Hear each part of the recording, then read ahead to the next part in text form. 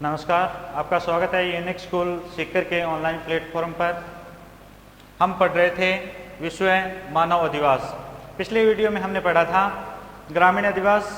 ग्रामीण अधिवासों में हमने क्या पढ़ा था? ग्रामीण अधिवास क्या हैं, कितने प्रकार के हैं। उसके बाद ग्रामीण अधिवासों की समस्या के बारे में, उनके प्रतिरूप, ग्रामीण अधिवासों के प्रतिरूप पढ़े थे। आज हम पढ़ेंगे नगरीय अधिवास। तो नगरीय अधिवास क्या होता है? सबसे पहले यही है, नगरीय अधिवास क्या होते हैं। तो नगरीय अधिवासों में लोग हैं,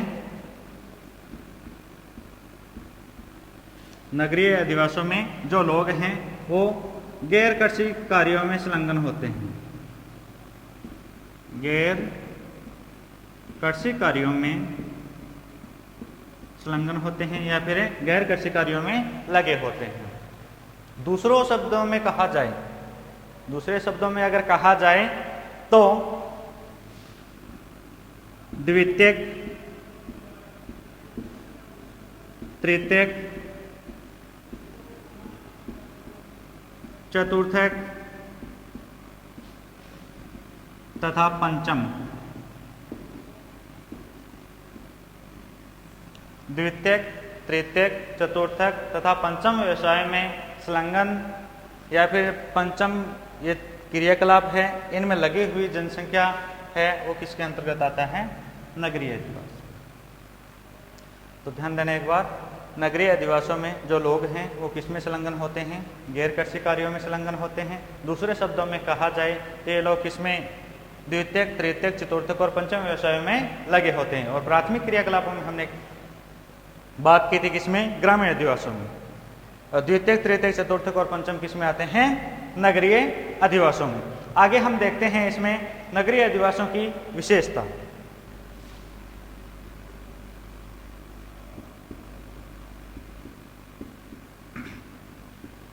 नगरीय अधिवासों में क्या देखेंगे? इनकी विशेषता, यानी नगरीय जो अधिवास हैं उनकी विशेषता कौन कौन सी हैं।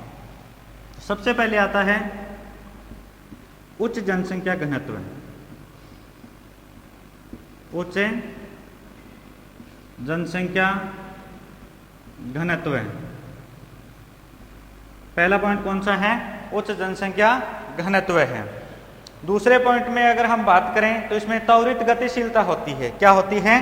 त्वरित गतिशीलता।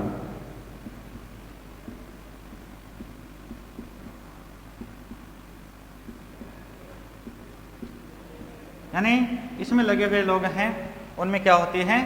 गतिशीलता होती है।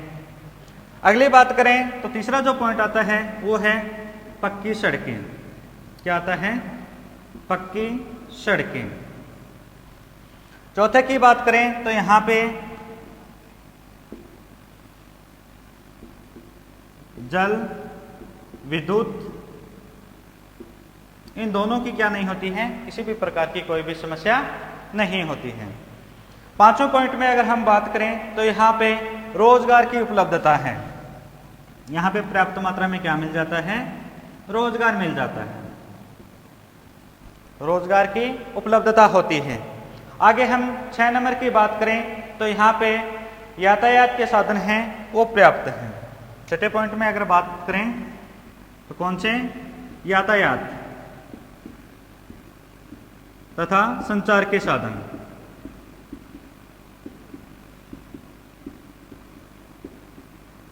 उपलब्ध होते हैं।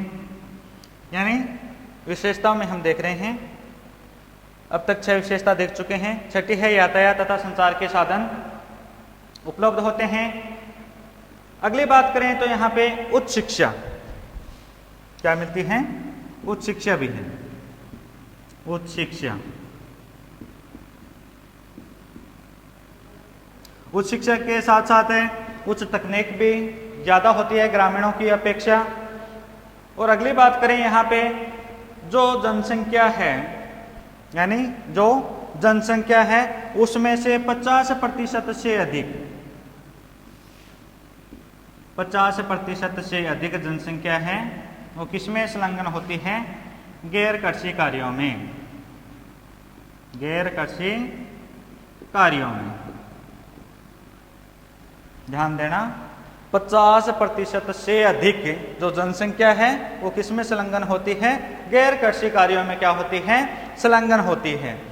लास्ट पॉइंट की अगर बात करें तो इनमें सामाजिक प्रागढ़ता का अभाव रहता है। इसका अर्थ क्या होता है सामाजिक प्रागढ़ता? यानी ये लोग हैं का अभाव, ये लोग क्या करते हैं, इनमें आपस में प्रेम की भावना नहीं होती है, यानी ये रहते तो हैं पास पास लेकिन एक दूसरे को जानते बहुत कम हैं। तो विशेषताओं में एक बार हम पुनः देखेंगे। पहली विशेषता है उच्च जनसंख्या घनत्व।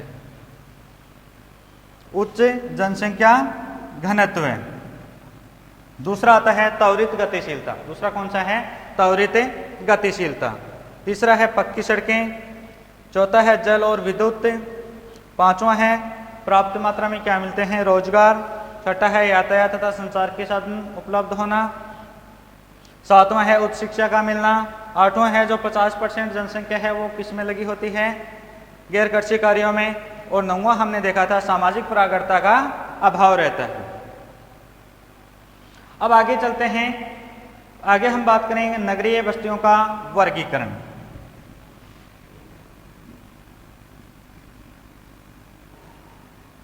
अगला जो हमारा पॉइंट रहेगा वो क्या रहेगा? नगरीय बस्तियों का वर्गीकरण।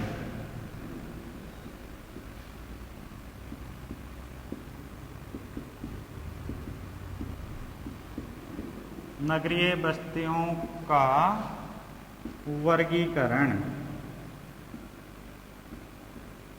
यानी इन बस्तियों का जो वर्गीकरण है वो किस आधार पे किया जाता है?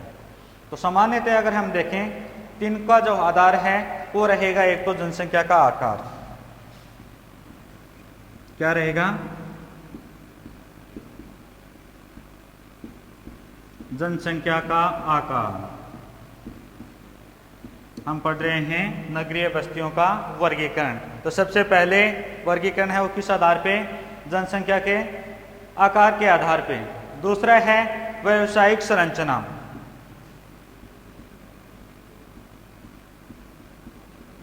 दूसरा कौन सा है? व्यावसायिक संरचना। तीसरा आता है प्रशासन। तीसरा कौन सा रहेगा? प्रशासन। चौथे की बात करें तो इसमें रहेंगे आवश्यक दशाएं। आवश्यक दशाएं। तो ये चारों के चारों पॉइंट किसके हैं? नगरीय बस्तियों के वर्गीकरण के हैं। सबसे पहले है जनसंख्या का आकार। अधिकांश देश हैं वो अपने नगरों का जब निर्धारण करते हैं तो उसमें प्रमुखता किसको देते हैं? जनसंख्या के आकार को देते हैं कि वहां पे कुल जनसंख्या कितनी है, उस आधार पे किनका निर्धारण किया जाता है? नगरों का निर्धारण किया जाता है। उदाहरण के तौर पे अगर हम देखें तो डेनमार्क और स्वीडन है। डेनमार्क और जो स्वीडन है उनमें जनसंख्या का जो आकार है वो कितना है? तो वहां पे जनसंख्या का जो आकार है वो है 250 व्यक्ति। कितना है? 250 व्यक्ति। ध्यान देना, जनसंख्या के आकार में अगर हम बात करें तो डेनमार्क और स्वीडन है वहां पे जनसंख्या का आकार कितना माना गया है? 250 व्यक्ति माने गए हैं। अगर 250 व्यक्ति हैं तो वहां पे किनका निर्धारण किया जाता है? नगरों का निर्धारण किया जाता है। इसी प्रकार से अगर हम बात करें थाईलैंड की तो थाईलैंड में कितना है? थाईलैंड की बात करें तो वहां पे कितने व्यक्ति हैं जिनसे हमें पता चलेगा कि यहाँ पे नगरों का वर्गीकरण हो रहा है। तो वहां पे अगर हम बात करें तो वहां पे नगरों के निर्धारण के लिए 2500 कितने? 2500 व्यक्ति यानी 250 व्यक्ति अगर वहां पे हैं इस स्थान पे तो वो क्या माना जाएगा? नगर माना जाएगा। अब बात करते हैं जनसंख्या के आकार में ही कि हमारे जो भारत है वहां पे जनसंख्या आकार है वो कितना है? तो भारत में अगर हम बात करें तो इसमें बताया गया है कितनी जनसंख्या होनी चाहिए, 5000 जनसंख्या होनी चाहिए। भारत में बात करें तो कितनी होनी चाहिए, 5000 व्यक्ति हैं, कितने, 5000 व्यक्ति हैं। लेकिन इसमें एक शर्त और दी गई है, 70% जनसंख्या है वो किसमें संलग्न होनी चाहिए, कृषि कार्यों में। कितने, 70% जनसंख्या किसमें होनी चाहिए, गैर कृषि कार्यों में।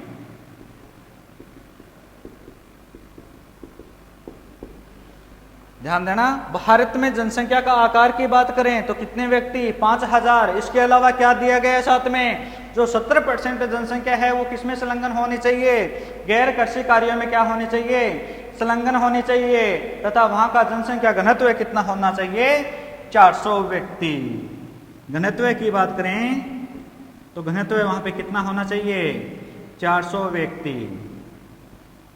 तो भारत वाला आपको अलग से याद करना है, क्योंकि इसमें दो और जोड़ दिए साथ में। एक तो जनसंख्या का आकार तो कितना बताया, 5000, लेकिन इसके अलावा बात करें तो क्या है, 70% जो जनसंख्या है वो किसमें संलग्न है, गैर कृषि कार्यों में संलग्न होनी चाहिए। और वहां का घनत्व कितना होना चाहिए, 400 व्यक्ति क्या होना चाहिए, घनत्व होना चाहिए। तो यह है जनसंख्या का आकार।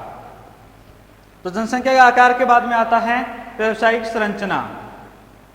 तो नगरीय बस्ती है उसके निर्धारण के लिए स्थानीय लोगों का क्या देखा जाता है, व्यवसाय देखा जाता है। यानी किसी भी नगर का अगर हम निर्धारण करते हैं तो वहां पे जो लोग रहते हैं उनका व्यवसाय देखा जाता है। क्या देखा जाता है, व्यवसाय देखा जाता है। यानी वहां के लोग किस व्यवसाय में लगे हुए हैं, उसके आधार पर किसका निर्धारण किया जाता है, नगरों का निर्धारण किया जाता है। तो इसे में उदाहरण की बात करें तो भारत में वही है, भारत में 70% व्यक्ति, भारत में कितने व्यक्ति, 70% व्यक्ति अगर गैर कृषि कार्य में लगे हैं। भारत में 70% व्यक्ति अगर गैर कृषि कार्य में लगे हुए हैं तो वहां पे उस स्थान को क्या माना जाएगा, नगर। क्या माना जाएगा, नगर माना जाएगा। तीसरा आता है प्रशासन। तो कई देश ऐसे हैं जहां पे किसी नगरीय बस्ती के निर्धारण के लिए किनको शामिल किया जाता है, प्रशासनिक ढांचे को। यानी वहां के जो प्रशासनिक ढांचा है उसके आधार पर नगरीय जो बस्ती हैं उनका क्या किया जाता है, निर्धारण किया जाता है। उदाहरण के तौर पे देखें तो कौन सा देश है जिसमें निर्धारण किया जाता है, तो वो ब्राजील और बोलिविया नगर है। कौन से हैं, ब्राजील और बोलिविया नगर। ध्यान रखना, ब्राजील और बोलिविया नगर हैं। उनमें किस आधार पर नगरों का निर्धारण किया जाता है, प्रशासनिक ढांचे के आधार पर नगरों का क्या किया जाता है, निर्धारण किया जाता है। और लास्ट हमारा जो पॉइंट है वो आता है आवश्यक दशाएं। तो कुछ देश ऐसे हैं जिनमें नगरों का निर्धारण है वो वहां के कार्य पर निर्भर करता है। किन पे, वहां पे कार्यों पर निर्भर करता है। कार्य कैसे, कार्यों में अगर हम बात करें तो औद्योगिक नगर, यानी कितने व्यक्ति किसमें लगे हुए हैं, औद्योगिक कार्यों में। एक तो हो गया औद्योगिक। दूसरे अगर हम बात करें ऐसे में तो समुद्री पतन। दूसरी बात करें तो कौन सा पतन, समुद्री पतन। तो ये हो गए हमारे नगरीय वस्तुओं का वर्गीकरण। सबसे पहले जनसंख्या आकार, यानी नगरों के निर्धारण में किनकी भूमिका, जनसंख्या की। दूसरा व्यवसायिक संरचना, यानी नगरों के निर्धारण में लोगों का क्या देखा जाता है, व्यवसाय देखा जाता है। फिर प्रशासन से संबंधित है तो कई देश ऐसे हैं जहां पे प्रशासनिक जो ढांचा है उसके आधार पे नगरीय बस्तियों का क्या किया जाता है, निर्धारण किया जाता है। और लास्ट है क्या, आवश्यक दशाएं, यानी कार्यों के आधार पर। उदाहरण के तौर पे औद्योगिक और समुद्री पतन। ये हो गए नगरीय बस्तियों का वर्गीकरण। अब आगे हम बात करेंगे नगरीय अधिवासों के प्रकार। अगला जो हमारा पॉइंट रहेगा वो क्या रहेगा, नगरीय अधिवासों के प्रकार।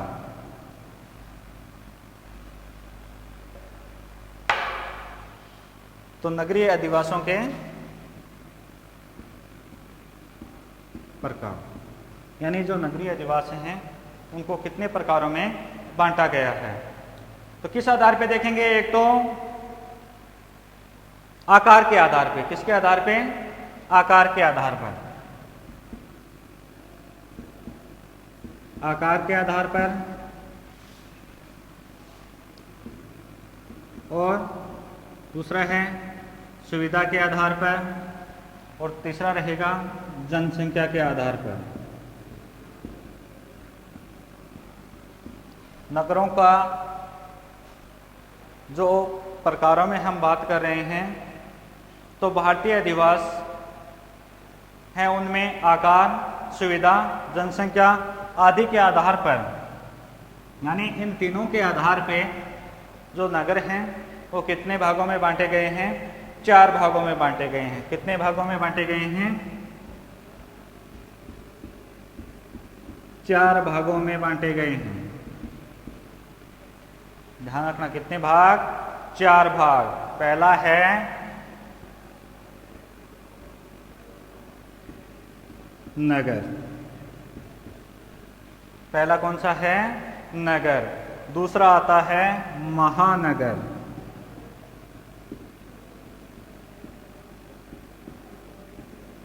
तीसरा कौन सा है? सन्नगर। और चौथा आता है वृहत नगर।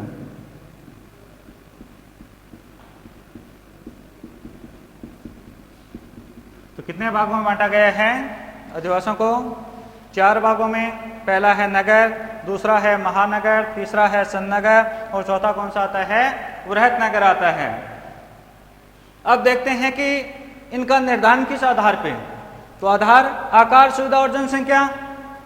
तो नगर किसे कहते हैं? सबसे पहले बात करें तो नगर किसे कहते हैं? तो नगरों में जनसंख्या होनी चाहिए 1 लाख से अधिक।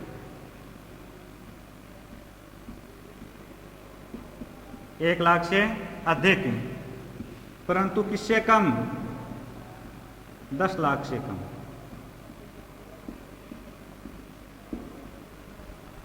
1 लाख से अधिक परंतु 10 लाख से कम क्या होनी चाहिए? जनसंख्या।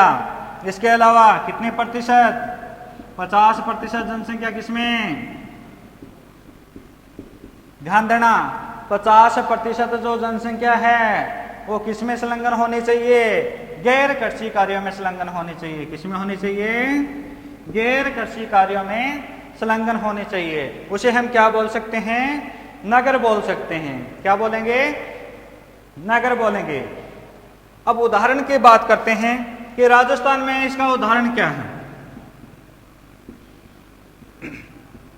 राजस्थान में बात करें तो राजस्थान में कौन सा जिला है जो नगर के अंतर्गत आता है? तो उसमें किसको शामिल किया है? बीकानेर। किसको? बीकानेर को। तो ये बात होगी किसकी?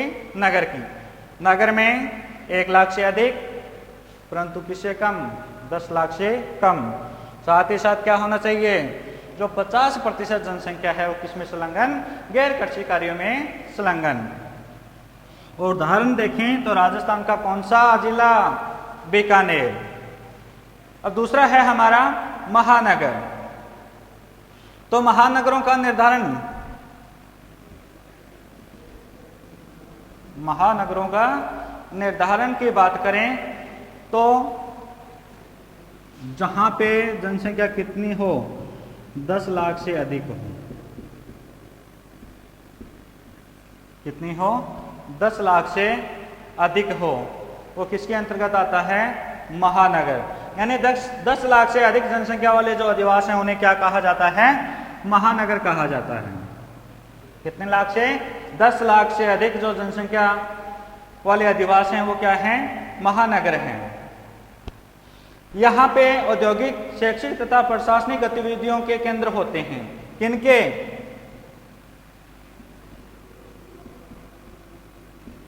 औद्योगिक, दूसरा शैक्षिक। ध्यान देना, यानी 10 लाख से अधिक जनसंख्या वाले क्षेत्र यानी वहां की जनसंख्या कितनी होनी चाहिए? 10 लाख से अधिक होनी चाहिए। वो किसके अंतर्गत आते हैं? महानगर में। और इनमें गतिविधियों की बात करें तो औद्योगिक और शैक्षिक गतिविधियां होती रहती हैं। उदाहरण के तौर पे अगर हम बात करें तो राजस्थान में कौन कौन से जिले हैं जिनको इसमें शामिल किया गया है? उसमें आपको याद रखना है जयपुर, कोटा। राजस्थान में बात करें तो जयपुर, कोटा। और नगर में कौन सा आया था? बीकानेर। और महानगर में जयपुर और कोटा। ये जो नगर होते हैं, ये जो नगर होते हैं इन्हें क्या कहा जाता है? इन्हें कहा जाता है मेट्रो सिटी। क्या कहा जाता है? मेट्रो सिटी कहा जाता है। तो याद रखना मेट्रो सिटी कौन से नगरों को कहा जाता है? तो वो है महानगर। सीधा पूछ लिया जाए मेट्रो सिटी क्या है, तब भी आपको यही बताना है कि 10 लाख से अधिक जनसंख्या वाले जो आदिवासियों की संख्या है उनको महानगर, और महानगरों को ही क्या कहा जाता है? मेट्रो सिटी कहा जाता है। अगर 4 या 5 जिलों के नाम दे दिए जाएं, उनमें से पूछ लिया जाए कि मेट्रो सिटी कौन सी है, और उनमें अगर ये नाम आते हैं तो आपको यही बताना है कि जयपुर है वो क्या है? Metro city. कोटा है क्या है? Metro city. इसके अलावा राजस्थान का दूसरा कौन सा आता है? अलवर है, वो भी क्या है? अलवर है, वो भी क्या है? मेट्रो सिटी है। अब तीसरा हमारा आता है सन्नगर। तो सन्नगर थोड़ा महत्वपूर्ण है क्योंकि इसमें 1-2 नाम अलग से आएंगे। जैसे ये जो सन्नगर नाम है किसने दिया और कब दिया? तो सन्नगर नाम किसने दिया था? पैट्रिक गिडीज ने। किसने दिया था? पैट्रिक गिडीज ने।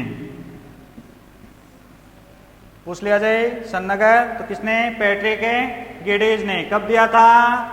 1915 में। कब दिया था? 1915 में।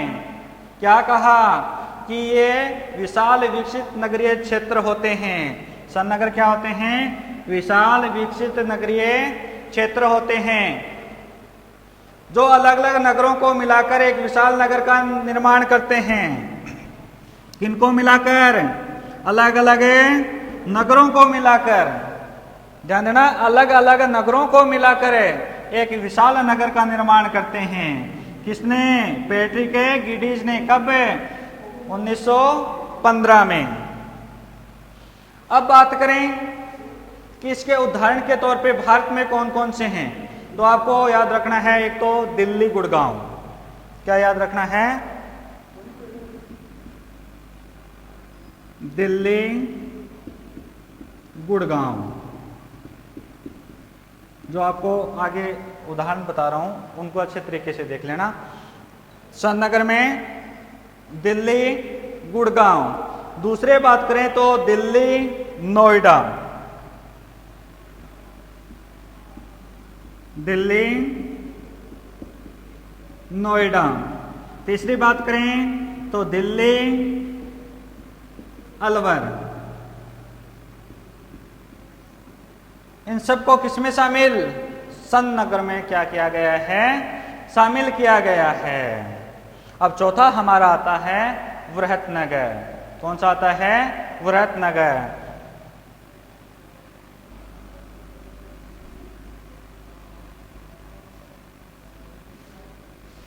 चौथा कौन सा है? वृहतनगर, जिसे क्या कहा जाता है? मेगालोपोलिस कहा जाता है।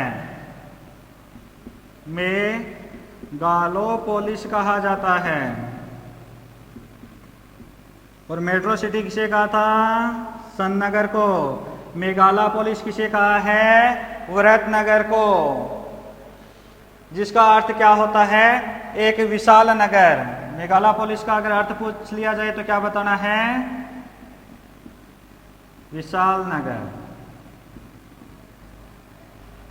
तो मेगालोपोलिस का अर्थ है विशाल नगर। इसका प्रयोग सर्वप्रथम किसने और कब किया था? तो इसका जो प्रयोग है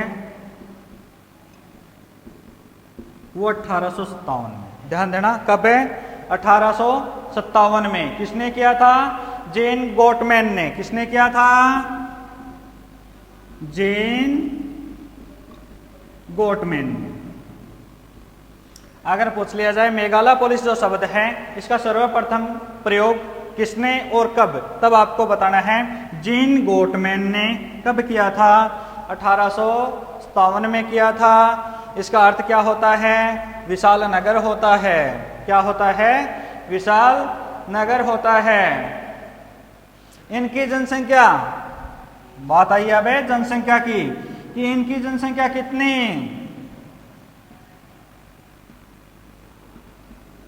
50 लाख। कितने? 50 लाख से भी अधिक। 50 लाख से भी अधिक जनसंख्या वालों को क्या कहा है? वृहत नगर कहा है। अब देखो, ये जो वृहत नगर हैं, कौन से? ये जो वृहत नगर हैं इसे क्या कहा जाता है? विश्व नगरी भी कहा जाता है। क्या कहा जाता है? विश्व नगरी भी कहा जाता है। तो इनमें छोटे क्वेश्चन बहुत बनते हैं। अधिवास के प्रकारों में सबसे पहले नगरों में हमने बात की थी, कितने से कितने। उसके बाद महानगरों की जनसंख्या कितनी होनी चाहिए, फिर की थी सन नगर की, और लास्ट में हम पढ़ रहे हैं वृहत नगर, जिसे मेगालोपोलिस, जिसका अर्थ विशाल नगर। सबसे पहले प्रयोग 1857 में किसने? जीन गोटमैन ने। और इसे क्या कहा जाता है? विश्व नगरी कहा जाता है। इसमें जनसंख्या कितनी होती है? 50 लाख से अधिक होती है। अब उदाहरण की बात करें तो भारत में वो कौन कौन से क्षेत्र हैं? वृहत नगरों में अगर हम बात करें उदाहरण के तौर पे, तो भारत के कौन कौन से जो नगर हैं जिनको वृहत नगरों में शामिल किया गया है, तो उसमें आपको याद रखना है मुंबई,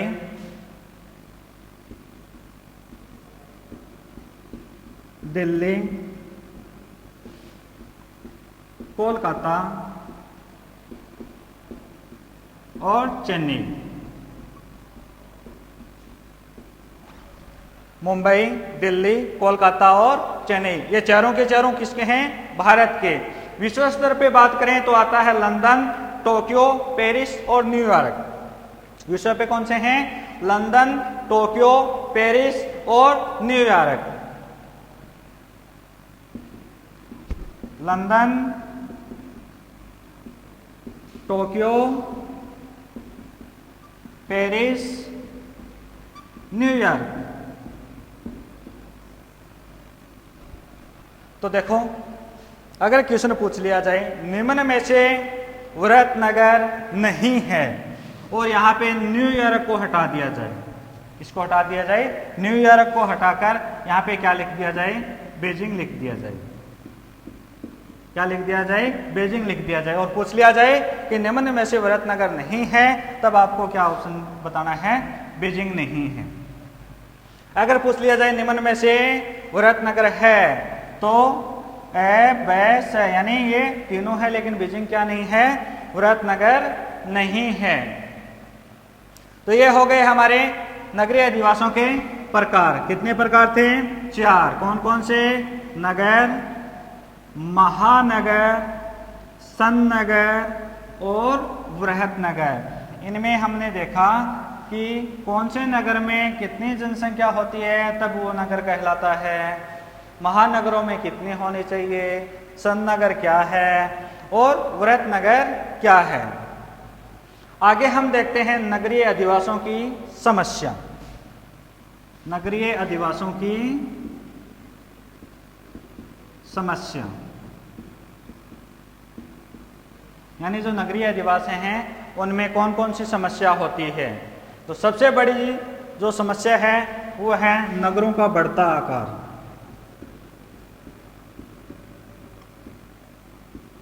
नगरों का बढ़ता आकार प्रमुख रूप से कौन सा है? नगरों का बढ़ता आकार, यानी इनका जनसंख्या घनत्व है।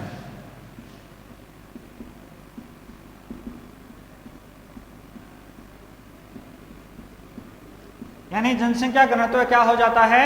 अत्यधिक हो जाता है। दूसरी बात करें तो क्या पैदा होने लगती हैं? गंदी बस्तियां। गंदी बस्तियों का प्रादुर्भाव। तीसरे की बात करें तो क्या आता है? प्रदूषण। तीसरा कौन सा है? प्रदूषण। चौथे की अगर हम बात करें तो उपभोक्ता वस्तुओं का उच्च मूल्य, यानी जो चीज हम खरीद रहे हैं उनका उच्च मूल्य। गांव में उदाहरण के तौर पे देख लो, दूध 15 या 20 रुपए लीटर मिलता है, लेकिन शहर में आते ही वो कितना हो जाता है? 40 से अधिक हो जाता है। तो नगरों में जो उपभोक्ता वस्तुएं हैं वो क्या हैं? उच्च मूल्य में। आगे हम बात करें पांचवें की, तो खाद्य पदार्थों में मिलावट। खाद्य पदार्थों में मिलावट।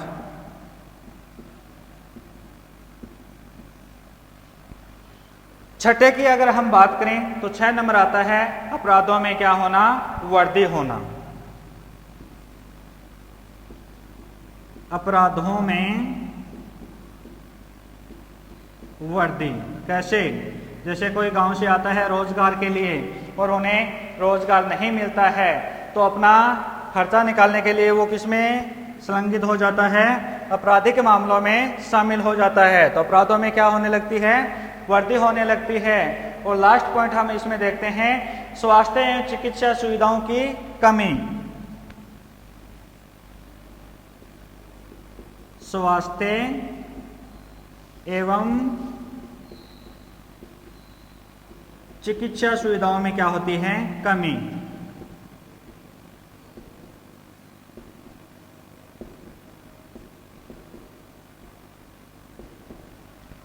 तो दोबारा देखो एक बार, नगरीय आदिवासियों की समस्या में सबसे पहले हमने देखा था नगरों का बढ़ता आकार, यानी वहां पे अधिक क्या हो रही है? जनसंख्या घनत्व हो रहा है, यानी जनसंख्या बढ़ेगी तो घनत्व बढ़ेगा।